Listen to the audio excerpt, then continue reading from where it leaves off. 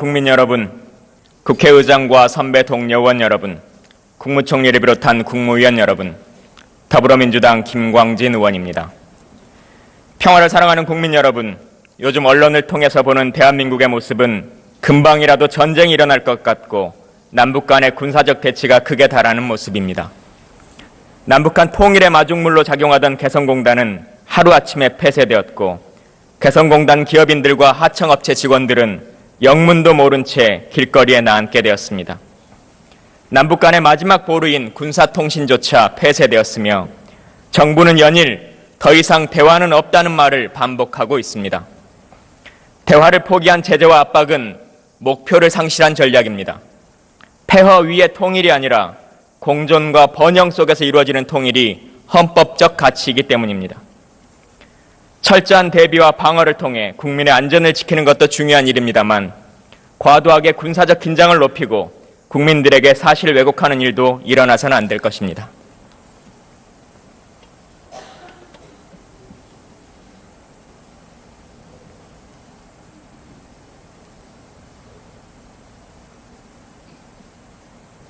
국무총리 나와 주십시오.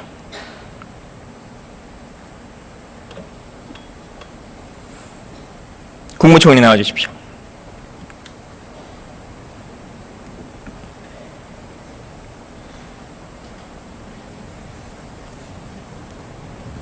예. 먼저 북한의 도발로 인해서 여당 일부에서 우리도 핵을 보유해야 되는 것이 아니냐 이런 주장들이 많이 있습니다. 이에 대한 정부의 입장은 뭡니까? 기본적으로 정부의 입장은 한반도의 비핵화입니다. 기본적으로 한반도에서는 핵무장은 안 된다 하는 입장입니다. 현실성이 있는 주장이라고 판단하십니까? 제 주장이라고 아니요. 예. 우리도 자의적으로 핵을 보유해야 된다라고 하는 주장에 대해서 현실성이 있다고 판단하십니까? 우리 국가의 여러 가지 안보가 우려가 돼서 하는 말씀으로 그렇게 알고 있습니다. 만약에 그렇게 되면 저희도 NPT를 탈퇴해야겠죠?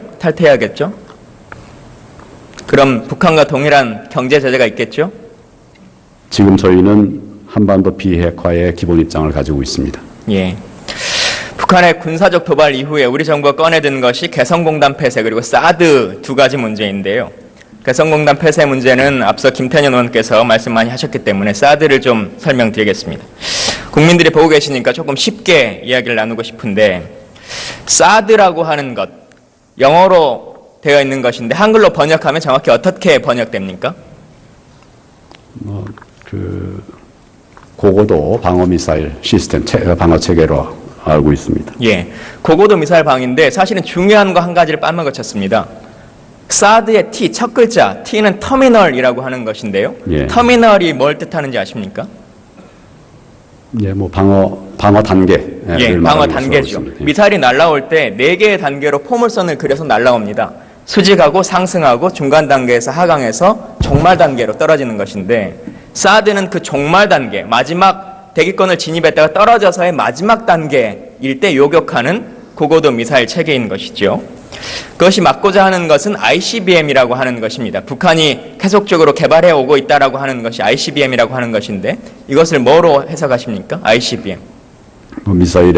장거리 미사일의 일종으로 알고 있습니다. 예, 대륙간 탄도 미사일을 영어 약칭이죠. 이게 한글만 아는 사람이면 쉽게 이해할 수 있는 것인데 대륙간 탄도 미사일을 막기 위해서 사드라고 하는 종말 단계의 고고도 미사일 방어 체계가 필요하다라고 하는 것입니다. 대륙간 탄도 미사일. 남한과 북한의 거리가 대륙간으로 연결되어 있지 않습니다. 이건 초등학생도 아는 문제입니다. 그런데 과연 사드가 지금 시기에 대한민국의 안보에 정말 필요한 문제인가라고 하는 것을 깊이 있게 고민해 봐야 한다는 것이죠. 북한의 핵 위협이 있으니까 이런 염려가 있다 말씀하실지 모르겠습니다. 근데 제가 국방위를 4년 해봤는데요. 정말 염려되는 것은 있습니다. 북한 핵 위협. 2차 세계대전 때 일본이 핵미사일을 어떻게 투하당했습니까? 미사일이 날아왔습니까? 말씀드릴까요? 예. 비행기로 투하한 것. 그 당시로는 초기 단계였기 때문에 비행기로 투하한 것으로 알고 있습니다. 비행기로 투하했습니다. 지금도 충분히 그럴 수 있습니다. 소형화, 경량화라고 하는 것을 우리가 염려하고 두려워하는 것은 사실은 대한민국의 직접적인 위협이라고 볼 것보다는 정말 대한민국에 필요한 무기 체계는 그런 것에 있지 않습니다. 한 가지 좀 다른 질문 드리면 대한민국에 원전이 총 몇 기 있죠? 24기인가 뭐 이렇게 알고 있습니다. 23기 알고 있습니다. 예. 그러면 김정은이 정말 우리와 전면전을 벌인다면 제가 가장 염려되는 것은 일반 대포동 미사일, 장사정 미사일 이런 것들 통해서 원전에 공격하는 것입니다. 아시는 것처럼 지금 일본이 자연재해로 인해서 잠시 정전이 일어난 것만으로도 저렇게 큰 피해를 입고 있습니다. 이에 대한 원전 방어 체계가 지금 어떻게 되는지 아십니까? 우리가 어떤 무기로 원전을 방어하고 있는지 아십니까?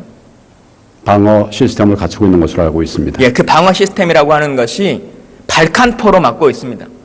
사람이 손으로 잡고 헬기 맞추듯이 하고 있는 것입니다. 정말 필요한 위급한 우리의 국방 예산을 가지고 효율적으로 이용하려면 그런 것들에 총리께서 조금 더 관심을 갖고 우선순위를 두셔야 됩니다. 지금 당장 사드가 필요한 것이 아닌 거죠. 사드 도입 얘기가 나오니까 여러 지자체에서 반대의 입장들이 나오고 있습니다. 왜 그런지 알고 계시죠? 사드가 어디에 배치될 것인가에 대한 예. 우려 때문인 것으로 알고 있습니다. 왜 그 우려를 하고 계십니까? 국민들이?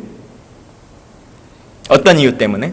뭐 여러 가지 얘기가 있겠죠. 기본적으로는 이제 그 주민들의 안전에 우려가 있는 것으로 알고 있습니다. 사드 포대가 있으면 거기를 공격당할까 봐 우려하는 것이 아니죠. 지금 많이 나오고 있는 것처럼 전자파에 대한 염려, 우려 때문에 그런 것인데 내용 알고 계십니까? 예, 뭐 그런 우려도 있습니다. 알고 계시는 방향은 그 내용은 어떤 겁니까? 사드의 전자파에 대해서. 사드가 뭐 여러 가지 괴담이 있습니다만 제가 알기로는 방금 괴담이라고 말씀하셨습니다. 예, 그렇지만 정확한 사실은 100m 이내에서 유의해야 될 이런 안전 기준을 가지고 있는 것으로 알고 있습니다. 그러니까 예를 들어서 사드가 배치된 부대 바깥 외부에 있는 이런 주민들에게는 전혀 전자파의 영향이 없는 것으로 과학적으로 그렇게 저는 알고 있습니다. 그러면 우리가 부대 배치를 결정하는 과정에 있어서도 100m 이외의 지역은 관심사안이 아니겠네요. 기본적으로 국민들의 안전 또 환경 문제 이런 것들을 종합적으로 고려해서 결정하게 될 것으로 알고 있습니다. 미국의 육군 교범에 따르면 100m 이내에는 사람의 출입을 전면적으로 통제하고 있습니다. 그리고 3.6km 이까지는 민간인의 출입을 제한해야 한다라고 되어 있는 상태입니다. 현재 엑스밴더 레이더라고 하는 것이 전 세계 어디에 있는지 아십니까? 어디에 있는지는 제가 알지 못하고 있습니다. 예. 필요하면 확인해서 말씀드리겠습니다. 예, 엑스밴더 레이더는 지금 미국의 텍사스 빌리스 기지하고 괌의 앤더슨 공군기지, 일본의 교토와 아오모리현 이 네 곳에 배치되어 있는데요. 한번 화면을 잠깐 같이 보시겠습니다. 이게 미국의 괌 기지입니다. 왼쪽에 보시는 것이, 오른쪽에 보시는 것이 엑스밴더 레이더의 상황인데 이 레이더를 기준으로 거리 3.6km, 미국 육군 교범에 나와 있는 겁니다. 3.6km, 투사각도 130도로 그려보니까요. 전방에는 3.6km 거리에는 민간인 접근할 수 있는 곳이 단 한 곳도 없습니다. 텍사스의 경우도 마찬가지인데요. 이곳은 사막이라는 지역적 특성이 있습니다. 그럼에도 불구하고 그 외에도 부대가 워낙 넓기 때문에 3.6km 이내에 민간인 지역은 전혀 없는 상태입니다. 일본 보겠습니다.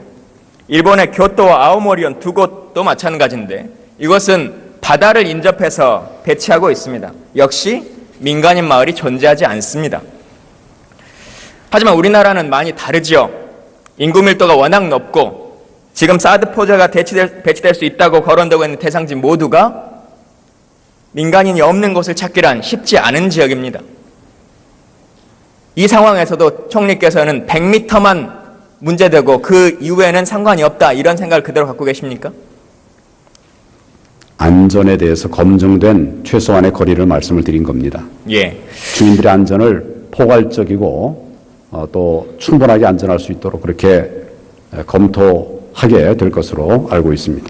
주한미군이 작년에 사드 포대를 어디에 배치할 것인가라고 하는 것을 부대 배치에 대해서 실사를 한 적이 있습니다. 그 내용 들어보셨습니까? 실사했다는 내용은 제가 못 들었습니다. 신문 기사에도 다 나서 어느 지역이다라고 하는 것까지 기사에 났는데요. 제가 신문의 일부 보도된 것은 알고 있습니다만은 확인해 보진 않았습니다. 그리고 이 부분에 관해서는 앞으로 한미 간에 면밀한 협의를 해 나갈 그런 과제인 것으로 알고 있습니다. 한미 간의 원활한 협의라고 하는 부분에 있어서 그 군사적 효용성은 미 측의 기준에 준거한 것입니까? 아니면 한국 측 입장에서 준거하는 것입니까? 한미 양측을 다 고려해야 되는 것입니다. 아니죠. 한미 양측이라고 하는 것은 명확한 답은 아니시고 둘 중에 하나의 군사적인 ROC가 다를 거 아니겠습니까? 미국은 미국의 군사적 효용성을 검토하겠지만은 우리는 또 우리 군사적 효용성을 같이 검토를 해서 협의를 해서 판단을 해야 될 것으로 생각합니다. 예. 기본적으로 저는 사드가 지금 우리에게 필요한 무기체계라고 보지는 않습니다. 그럼에도 불구하고 사드가 과연 실전에 배치돼서 효용성이 있느냐라고 하는 문제가 또 남습니다. 사드는 실전에 배치된 적이 있는 무기체계입니까?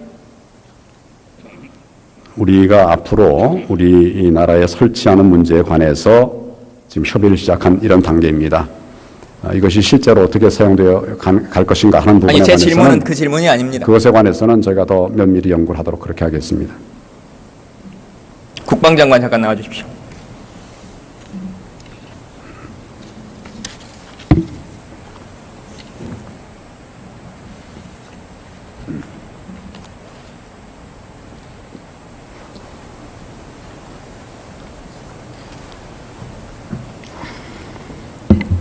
예, 사드가 실전에 배치된 적이 있는 무기체계입니까? 우선 그 문제에 대한 답변을 드리기 전에 아까 총리께 김 의원께서 질의하신 부분이 사실관계가 상이한 부분이 있어서 제가 먼저 답변을 드리겠습니다. 제가 국방위에서도 여러 차례 답변을 드리고 또 이 자리에서 답변을 드렸습니다마는 사드는 김 의원이 말씀하시는 것처럼 ICBM을 겨냥한 무기체계가 아니고 단거리, 중거리 미사일, 그러니까 사거리 3,000m 이하의 미사일을 요격하기 위한 것입니다. 단거리를 막기 위해서 사드를 도입하는 것이다. 지금 이 주장을 펴고 계시는 겁니까? 사드가 기본적으로 단거리, 중거리 3,000km 이하의 미사일을 요격하기 위한 것입니다. 왜냐하면 사드의 요격거리가 고도가 400에서 한 200 정도를 보지 않습니까? 그러니까 40에서 200 고도로 내려오는 모든 미사일을 요격할 수 있는 것이죠. 그것을 왜 ICBM 대상이라고 그렇게 말씀을 하십니까? 그것은 사실과 상이합니다. 물론 고속함을 가지고도 고속함으로 막을 수 있는 걸 가지고도 항공모함이 와서도 다 막을 수는 있습니다. 그러나 그런 식으로 호도해서 말씀하시면 되지 않고요. 호도가 아니고 제가 질문 다시 드립니다. 사드가 실전에 배치된 적이 있는 무기체계입니까? 만들어졌다는 것을 질문에 답하십시오. 말씀하시면 안 되는 겁니다. 사드가 실전에 배치된 적이 있는 무기체계입니까? 사드는 지금 만들어져서 지금 질문에 답을 하세요. 배치되고 있는 것입니다. 실전에 배치된 적이 있는 무기체계입니까? 지금 배치되고 있는 것입니다. 시험평가가 완료된 무기체계입니까? 시험평가가 기본적으로 완료됐습니다. 시험평가가 14차례 있었죠. 14차례 그중에서 과연 있었습니다. 미사일로 실제 요격 발사를 해서 그것을 맞춘 적이 있습니까? 있습니다. 있습니까? 예. 몇 번째 실험에서 그 실험이 있었습니까? 로키드 마틴조차도 인정하지 않고 있는 것인데. 그렇지 않습니다. 14번 했는데 그 중에서 3번은 14번 중에서 2번은 이제 항공기에서 미사일을 투하해서 했다는 것이고 나머지는 다 미국이 적어도 이것이 아까 말씀드린 것처럼 스커드나 노동이나 이런 미사일을 겨냥한 것이기 때문에 그런 급의 미사일에 대한 요격 시험을 다 했습니다. 대한민국의 가장 넓은 전구로 봤을 때도 1000km 정도가 될 텐데요. 사드가 1000km 이내의 거리에서 실험평가라도 한번 해본 적 있습니까? 그러니까 한반도에서는 그걸 실험평가할 수는 아니요. 사드가 미국에서도 연구 개발을 할 때 이렇게 짧은 거리 1000km 이내의 거리에서도 한 번이라도 시험이라도 해본 적이 있습니까? 그러니까 그런 자료를 우리가 아까 없지요. 말씀드린 것처럼 14번에 걸쳐서 실험을 했는데 거기에 그런 사거리 등을 다 감안한 시험 평가를 했다. 이렇게 우리가 그러니까 확인하고 1000km 있습니다. 이내에서 우리의 한반도의 전구의 정도의 거리에서는 해본 적조차 없지 않습니까? 사실은 사실대로 인정하셔야죠. 미국은 한반도만을 위해서 사드를 만드는 것이 아니기 때문에 전 세계 전구에 적용하기 위한 무기 체계니까 그들이 그걸 만들 때 그 ROC에 필요한 시험 평가를 맞습니다. 그 ROC라는 것이 장관께서 앞서 말씀하신 것처럼 단거리를 위해서 만드는 것이 아니기 때문입니다. 아니 이게 기본적으로 다음 IRBM 질문 이하로 드리겠습니다. 만드는 것이기 때문에 우리 국방부는 다 그동안 해당되는 계속 거예요. KAMD라고 하는 것, 그리고 킬체인이라고 하는 것을 말씀하셨습니다.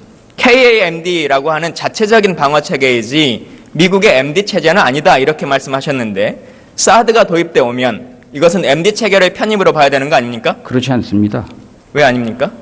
사드는 미사일 방어를 하는 여러 요격 무기 체계 중에 하나일 뿐이지 그것이 들어오는 것이 곧 MD다 이렇게 말씀드릴 수 없는 겁니다. 엑스밴드 레이더를 통해서 확보되는 데이터라고 하는 것이 주한미군 사령관을 통하고 그 다음에 미국의 디펜스 미사일 에이전시로 다 가는 거 아닙니까? 그 X밴드 레이더가 엄청난 그 문제가 있는 레이더처럼 말씀을 하시는데 요격 체계의 레이더는 크게 탐지를 위한 미사일, 추적 및 요격을 위한 미사일 이 두 가지로 나뉩니다.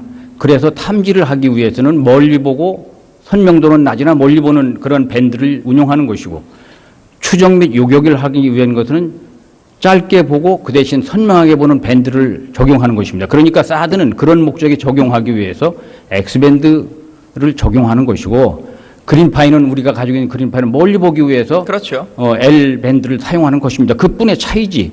그것이 무슨 특별히 사드의 도입도 예. 미국의 MD 체제의 편입이라고 볼 수는 없다 이 주장을 갖고 계신 예, 거죠? 그렇습니다. 그럼 중국은 왜 이렇게 반대할까요?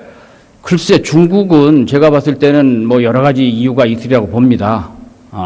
여러 가지 이유가 있으리라고 보는데 중국이 반대하는 이유를 제가 조목조목 열거하는 것은 뭐 적절치 않다고 봅니다. 중국은 우리와 전략적 협력 동반자의 관계를 맺고 있는 나라이고 우리하고 좋은 여러 가지 경제적인 또 문화적인 그러한 필요성이 있는 나라이기 때문에 사드 문제에 대해서 중국이 반발하고 염려하는 부분은 우리가 꾸준히 설득시켜 나가서 이해를 도모해야 장관도 한다고 100m 생각합니다. 정도의 안전거리만 확보하면 안전상의 문제가 없다 이렇게 판단하십니까?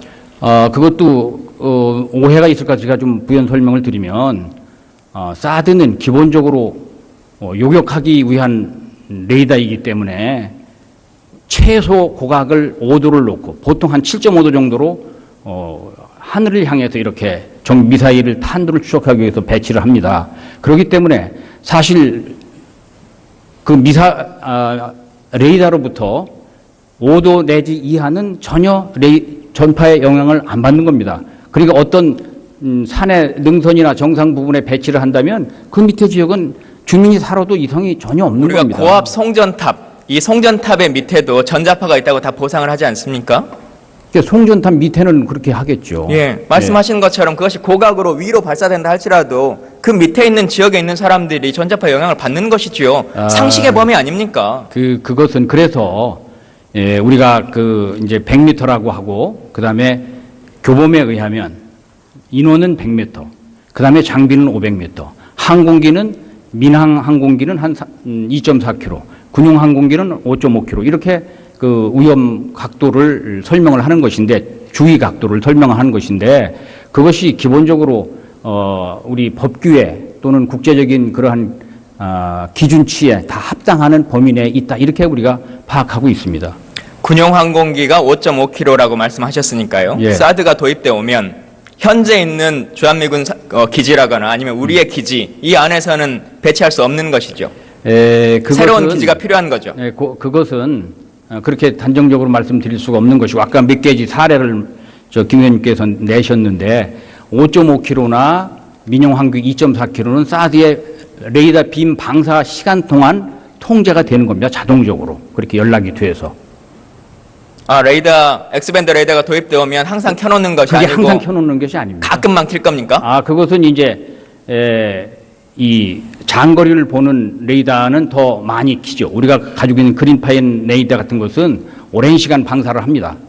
적의 미사일이나 이런 것들을 확인하기 위해서. 그러나 이 요격 미사일은 장거리에서 그 탐지 정보가 오면 그때 추적 요격하는 그 시간만 개방을 하는 거죠. 우리 군의 입장에서는 가장 적절한 부지가 어디라고 판단하십니까? 부지는 제가 여러 차례 답변 드렸습니다만 군사적 효용성, 그다음에 작전 기지의 입지 조건 이런 것들을 봐서 우리가 한미 공동 실무단에서 협의해 나갈 것입니다. 그러니까 우리 측의 입장이 있어야지 협상을 할 거 아닙니까? 우리 측의 입장은 뭐예요? 부지 문제와 관련하여 여러 가지 억측 또 추측 이런 문제들이 지금 발생하고 있기 때문에 부지의 조건을 제가 답변 드리는 것은 적절치 않다. 현재 안이 없습니까?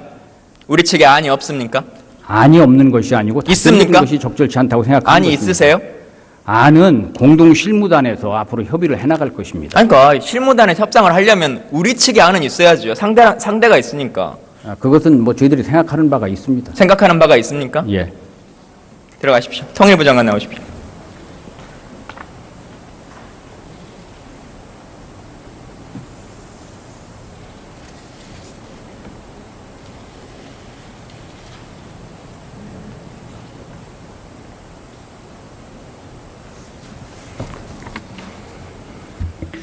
첫째 날은 개성공단 자금이 핵개발에 사용된 증거가 있다 이렇게 하셨고, 둘째 날은 증거가 있다고 한 건 와전된 거다 이렇게 하셨고요.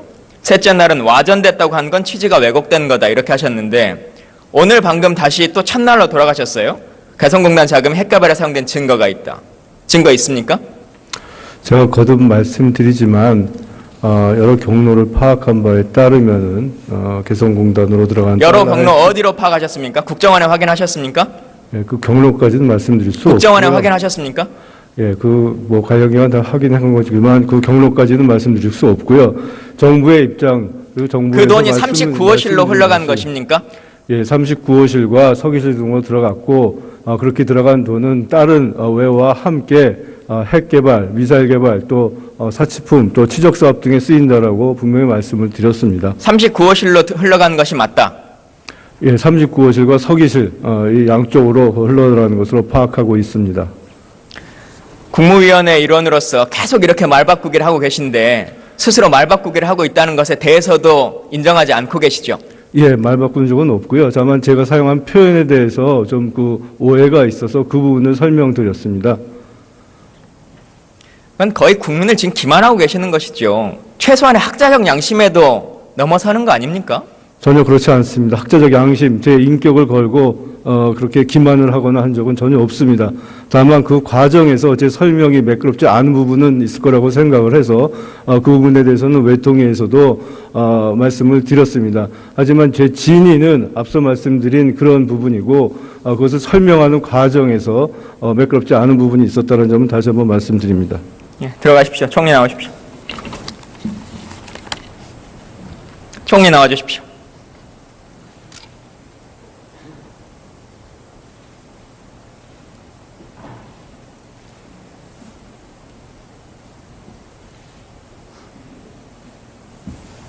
방금 통일부 장관이 39호실로 그 돈이 흘러갔다 이렇게 말씀하셨는데 총리께서도 그렇게 보고받으셨습니까? 총리 39호실과 서기실로 들어가고 있다, 상납되고 있다 이런 것으로 알고 있습니다. 39호실 실장이 누군지 혹시 아십니까? 뭐 이름을 다 알지는 실장은 모르겠습니다. 제가 모르겠습니다. 그 모르겠죠. 북한 당국자로 알고 있습니다. 예, 모를 수밖에 없습니다. 통일부가 스스로 밝히고 있고 이 39호실이라고 하는 것이 2012년도에 유엔 제재로 폐지된 조직이기 때문입니다. 39호실은 매년 통일부가 발행하고 있는 북한의 조직도상에서 실장 이름이 2012년부터 한 번도 존재하지 않습니다. 예, 개성공단 자금이 지금 들어가기 시작한 지가 오래되지 않았습니까? 그 과정에서 39실과 그리고 이제 최근에는 이제 없어진 조직을 가지고 그 얘기를 근거가 있는 것처럼 국민을 호도하시면 안 되는 것이죠. 아니 그 개성공단 사업이 오래되지 않았습니까? 초기에 들어간 부분들까지 같이 포함해서 말씀을 드리고 있는 것 같습니다. 그럼 초기에 참여정부 때 그때는 39호실로 들어가고 지금은 그럼 어디로 들어갑니까? 39호실과 서기실로 갔다. 그걸 제가 구분해서 말씀을 드리지는 않았습니다. 그럼 지금 어디로 그러면 39호실 지금 없어진 건 아세요? 그런 보도가 있고 지금 그 정확한 거는 서기실로 들어가고 있다는 그런 것은 그러니까 정부의 운영을 보고 이렇게 있습니다. 탈북자 누구 몇몇의 카더라 통신을 가지고 운영하시면 안 됩니다. 그동안에 누적된 부분들을 군 정보본부에서도 말씀을 드렸습니다. 39호실이 없다고 하고 국정원도 39호실이 없다고 하는데 통일부 장관은 39호실로 돈이 흘러가고 있다 이렇게 얘기를 하면 이게 말이 되는 소리입니까 이게? 흘러갔다는 점을 말씀을 드린 것으로 제가 듣고 있습니다. 39호실과 서기실로 가고 있다. 그렇게 알고 있습니다. 그럼 지금도 간다는 거 아니에요? 지금은 39호실에 똑바로 말씀해 주십시오. 지금은 제가 알기로는 지금 통일부 장관이 말씀하신 그 내용 그대로 이해하시고 나중에 자세한 내용은 파악을 더 해보겠습니다. 아니, 통일부 장관이 말하는 것에 대한 사실관계가 아닌데 뭘 어떻게 이해해달라고 말씀하세요? 39호실과 서기실로 간 것이 지금 개성공단 사업이 오래되지 않았습니까? 포괄적으로 말씀을 하고 기본적인 개념을 말씀을 드리는 겁니다.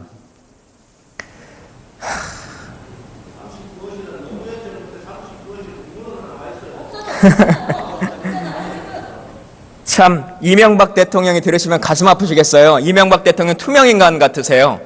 박근혜 정부가 운영되고 있는 지 3년이 지났고 이명박 대통령이 5년을 집권했는데 아직도 문제만 있으면 돌아가신 노무현 대통령과 참여정부 얘기를 한다고 하는 것이 이 정부의 이명박근혜 정부가 무슨 일을 하고 있는 건지 실제 아무 일도 안 하고 있기 때문에 그 모든 책임을 다 참여정부에 씌우는 건지 알 수가 없습니다. 북한 당국으로 그동안 넘어간 근로자 자금에 대해서 말씀을 드리는 과정에서 지금 그렇게 설명하고 있는 것을 다시 한번 말씀을 드립니다. 개성공단을 통해서 들어간 비용이 북한의 핵 개발에 직접적으로 사용했다고 하는 증거는 없죠?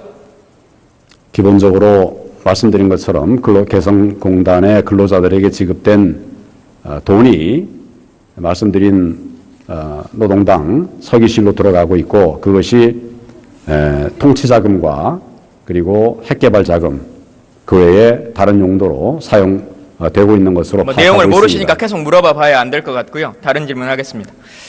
방금 이철 의원께서 테러 방지법이 야당이 내용을 잘 모르고 있어서 그런다 이렇게 말씀하셨는데 과연 정말 야당이 모르고 있는 것인지 어떤 건지 잘 모르겠지만 제가 질문 드리겠습니다.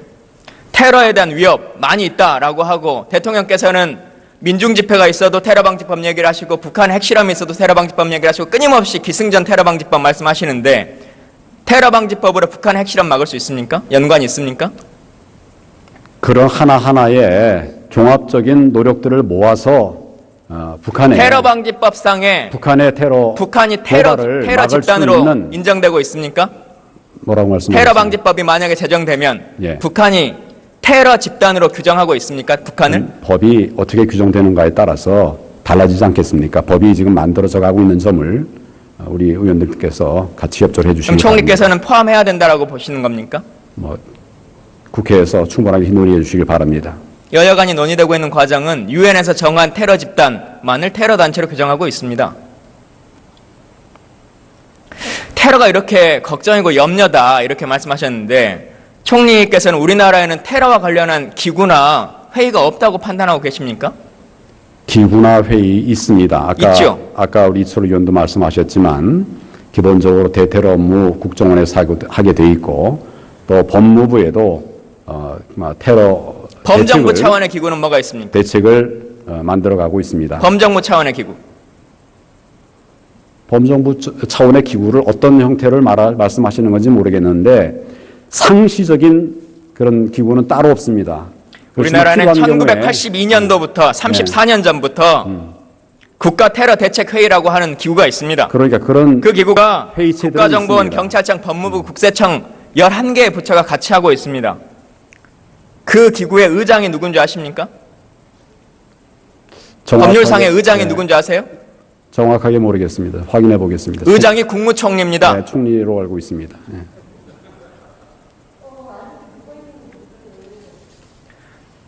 뭐 기구도 모르고 본인이 의장이신지 모르시니까 국가 테러 대책 회의는 한 번도 소집된 적이 없겠네요. 제가 온 뒤에는 지금 그 회의가 아니라 구체적으로 필요한 부분에 관계 부처들 협의를 하고 또 필요한 그 공무원들 모이고 또 전문가들 모여서 같이 검토를 한 번도 하고 회의하신 적이 없죠. 이 기구로서 의장으로서 회의하신 적이 없죠. 그 기구를 만들어서 그 기구를 회의를 하진 않았습니다. 총리 되신 지 몇 개월 됐습니까? 지금 8개월 채 안 됐습니다. 8개월. 법률에 의하면 반기의 1회는 정기회의를 하도록 되어 있습니다. 근데 하지 않고 있어요. 있는 기구도 쓰지 않으면서 테러방지법 만들어서 국정원에게 감청할 수 있는 권한을 달라. 그리고 통신 계좌를 볼 수 있는 기능을 달라라고만 계속 주장하시는 것은 테러방지법 자체의 효용성을 다르게 생각하고 계시기 때문에 그런 겁니다. 지금 말씀드렸다시피 그런 기구의 효용성을 위해서도 법상 근거가 필요합니다. 그리고 그 위원회를 열지 않았다고 해서 관계 부처들 간의 협의를 하지 않은 것이 아닙니다. 면밀하게 대비하고 또 보완책을 지금 법이 만들어져 있지 않은 상황에서 어떻게 할 것인가에 관한 구체적인 협의를 하고 있습니다. 있는 법과 있는 규정부터 잘 지키십시오. 들어가십시오.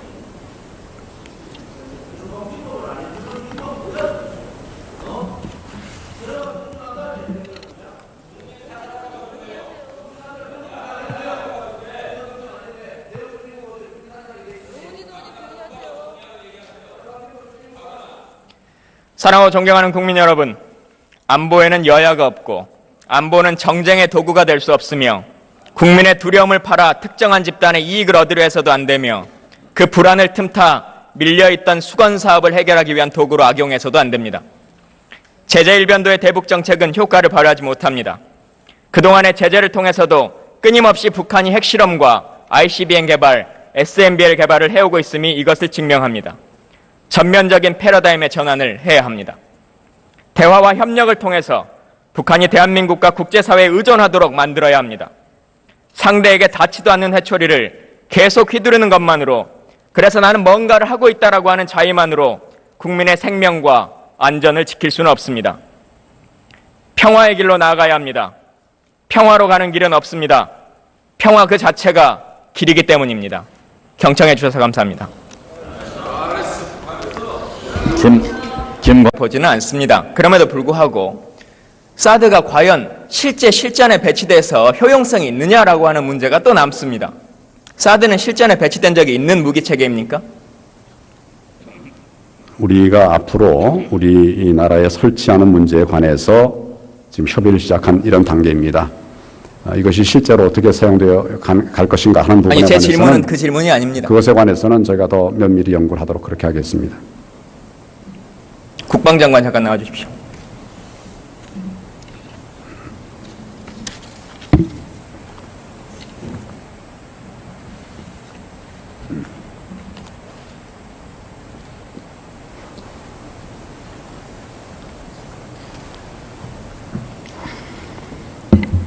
예, 사드가 실전에 배치된 적이 있는 무기 체계입니까? 우선 그 문제에 대한 답변을 드리기 전에 아까 총리께 김 의원께서 질의하신 부분이 사실관계가 상이한 부분이 있어서 제가 먼저 답변을 드리겠습니다. 제가 국방위에서도 여러 차례 답변을 드리고 또 이 자리에서 답변을 드렸습니다마는 사드는 김 의원이 말씀하시는 것처럼 ICBM을 겨냥한 무기 체계가 아니고 단거리, 중거리 미사일, 그러니까 사거리 3,000m 이하의 미사일을 요격하기 위한 것입니다. 단거리를 막기 위해서 사드를 도입하는 것이다. 지금 이 주장을 펴고 계시는 겁니까? 사드가 기본적으로 단거리, 중거리 3,000km 이하의 미사일을 요격하기 위한 것입니다. 왜냐하면 사드의 요격거리가 고도가 400에서 한 200 정도를 보지 않습니까? 그러니까 40에서 200 고도로 내려오는 모든 미사일을 요격할 수 있는 것이죠. 그것을 왜 ICBM 대상이라고 그렇게 말씀을 하십니까? 그것은 사실과 상이합니다. 물론 고속함을 가지고도, 고속함으로 막을 수 있는 걸 가지고도 항공모함이 와서도 다 막을 수는 있습니다. 그러나 그런 식으로 호도해서 말씀하시면 되지 않고요. 호도가 아니고 제가 질문 다시 드립니다. 무기 사드가 체계가 실전에 배치된 적이 있는 무기 체계입니까? 만들어졌다는 것을 질문에 잘못 답하십시오. 말씀하시면 안 되는 겁니다. 사드가 실전에 배치된 적이 있는 무기 체계입니까? 사드는 지금 만들어져서 지금 질문에 답을 하세요. 배치되고 있는 것입니다. 실전에 배치된 적이 있는 무기 체계입니까? 지금 배치되고 있는 것입니다.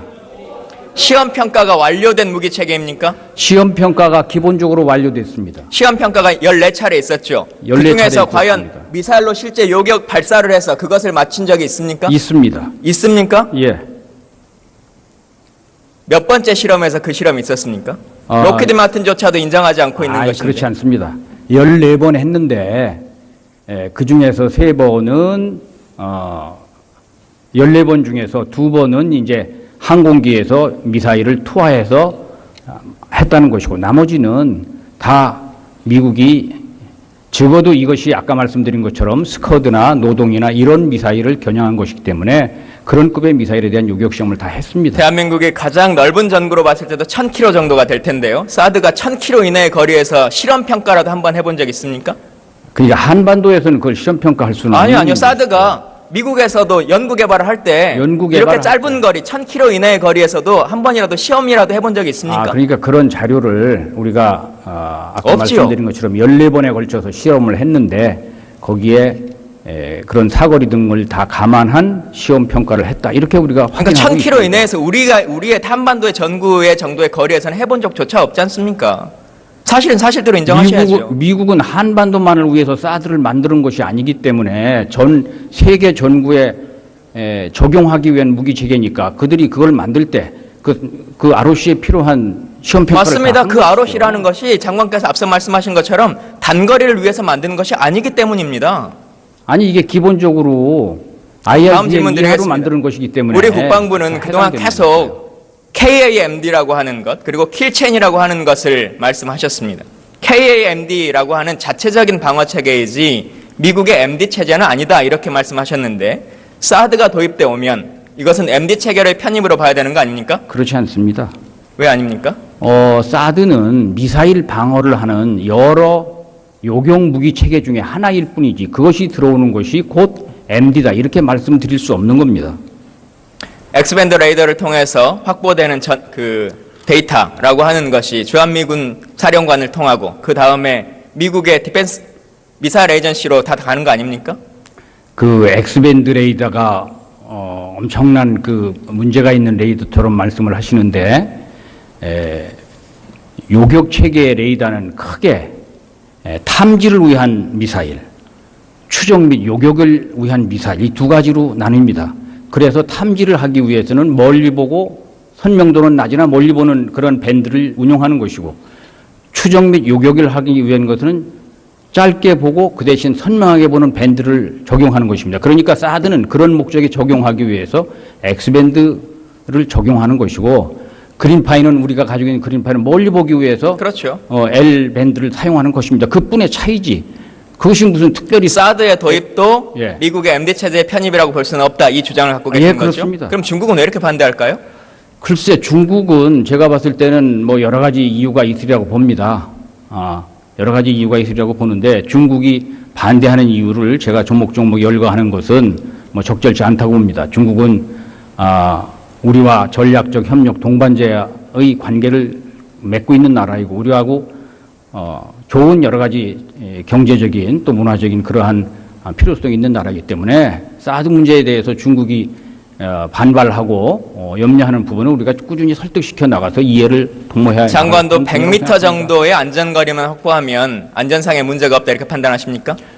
그것도 오해가 있을까 제가 좀 부연 설명을 드리면 사드는 기본적으로 요격하기 위한 레이더이기 때문에 최소 고각을 5도를 놓고 보통 한 7.5도 정도로 하늘을 향해서 이렇게 미사일을 탄두를 추적하기 위해서 배치를 합니다. 그렇기 때문에 사실 그 레이더로부터 5도 내지 이하는 전혀 전파의 영향을 안 받는 겁니다. 그러니까 어떤 산의 능선이나 정상 부분에 배치를 한다면 그 밑에 지역은 주민이 살아도 이상이 전혀 없는 우리가 겁니다. 고압 송전탑, 이 송전탑의 밑에도 전자파가 있다고 다 보상을 하지 않습니까? 송전탑 밑에는 그렇게 하겠죠. 예, 말씀하신 것처럼 그것이 고각으로 위로 발사된다. 국민 여러분, 국회의장과 선배 동료원 여러분, 국무총리를 비롯한 국무위원 여러분, 더불어민주당 김광진 의원입니다. 평화를 사랑하는 국민 여러분, 요즘 언론을 통해서 보는 대한민국의 모습은 금방이라도 전쟁이 일어날 것 같고 남북 간의 군사적 대치가 극에 달하는 모습입니다. 남북 간 통일의 마중물로 작용하던 개성공단은 하루아침에 폐쇄되었고 개성공단 기업인들과 하청업체 직원들은 영문도 모른 채 길거리에 나앉게 되었습니다. 남북 간의 마지막 보루인 군사통신조차 폐쇄되었으며 정부는 연일 더 이상 대화는 없다는 말을 반복하고 있습니다. 대화를 포기한 제재와 압박은 목표를 상실한 전략입니다. 폐허 위의 통일이 아니라 공존과 번영 속에서 이루어지는 통일이 헌법적 가치이기 때문입니다. 철저한 대비와 방어를 통해 국민의 안전을 지키는 것도 중요한 일입니다만 과도하게 군사적 긴장을 높이고 국민들에게 사실을 왜곡하는 일도 일어나서는 안 될 것입니다.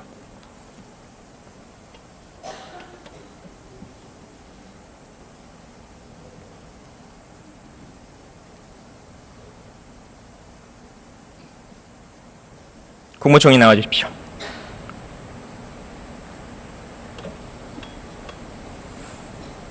국무총리 나와 주십시오.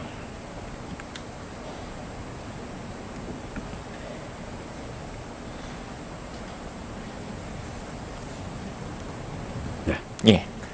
먼저 북한의 도발로 인해서 여당 일부에서 우리도 핵을 보유해야 되는 것이 아니냐 이런 주장들이 많이 있습니다. 이에 대한 정부의 입장은 뭡니까? 기본적으로 정부의 입장은 한반도의 비핵화입니다. 기본적으로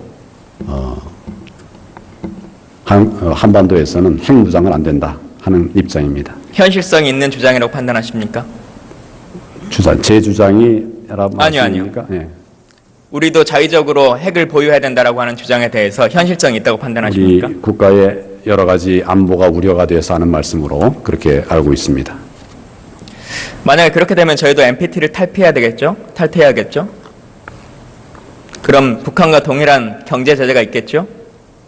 지금 저희는 한반도 비핵화의 기본 입장을 가지고 있습니다. 예. 북한의 군사적 도발 이후에 우리 정부가 꺼내든 것이 개성공단 폐쇄 그리고 사드 두 가지 문제인데요. 개성공단 폐쇄 문제는 앞서 김태년 의원께서 말씀 많이 하셨기 때문에 사드를 좀 설명드리겠습니다.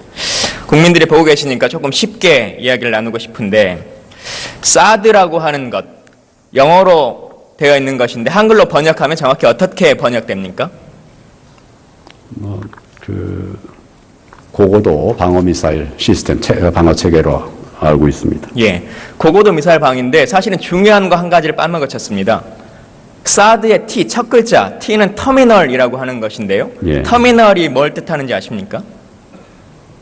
예, 뭐 방어 단계. 예, 방어 단계죠. 미사일이 날아올 때 4개의 단계로 포물선을 그려서 날아옵니다. 수직하고 상승하고 중간 단계에서 하강해서 종말 단계로 떨어지는 것인데 사드는 그 종말 단계, 마지막 대기권을 진입했다가 떨어져서의 마지막 단계일 때 요격하는 고고도 미사일 체계인 것이죠. 그것이 막고자 하는 것은 ICBM이라고 하는 것입니다. 북한이 계속적으로 개발해 오고 있다라고 하는 것이 ICBM이라고 하는 것인데 이것을 뭐로 해석하십니까? ICBM. 미사일의 장거리 미사일의 일종으로 알고 있습니다. 예, 대륙간 탄도 미사일을 영어 약칭이죠. 이게 한글만 아는 사람이면 쉽게 이해할 수 있는 것인데 대륙간 탄도 미사일을 막기 위해서 사드라고 하는 종말 단계의 고고도 미사일 방어 체계가 필요하다라고 하는 것입니다. 대륙간 탄도 미사일. 남한과 북한의 거리가 대륙간으로 연결되어 있지 않습니다. 이건 초등학생도 아는 문제입니다. 그런데 과연 사드가 지금 시기에 대한민국의 안보에 정말 필요한 문제인가라고 하는 것을 깊이 있게 고민해 봐야 한다는 것이죠. 북한의 핵 위협이 있으니까 이런 염려가 있다 말씀하실지 모르겠습니다. 근데 제가 국방위를 4년 해봤는데요. 정말 염려되는 것은 있습니다. 북한 핵 위협. 2차 세계대전 때 일본이 핵미사일을 어떻게 투하당했습니까? 미사일이 날아왔습니까? 말씀을 드릴까요? 예. 비행기로 투하한 것. 그 당시로는 초기 단계였기 때문에 예. 비행기로 투하한 것으로 알고 있습니다. 비행기로 투하했습니다. 지금도 충분히 그럴 수 있습니다. 소형화, 경량화라고 하는 것을 우리가 염려하고 두려워하는 것은 사실은 대한민국의 직접적인 위협이라고 볼 것보다는 정말 대한민국에 필요한 무기 체계는 그런 것에 있지 않습니다. 한 가지 좀 다른 질문 드리면 대한민국에 원전이 총 몇 기 있죠? 24기인가 뭐 이렇게 알고 있습니다. 23기 알고 있습니다. 예. 그러면 김정은이 정말 우리와 전면전을 벌인다면 제가 가장 염려되는 것은 일반 대포동 미사일, 장사정 미사일 이런 것들 통해서 원전에 공격하는 것입니다.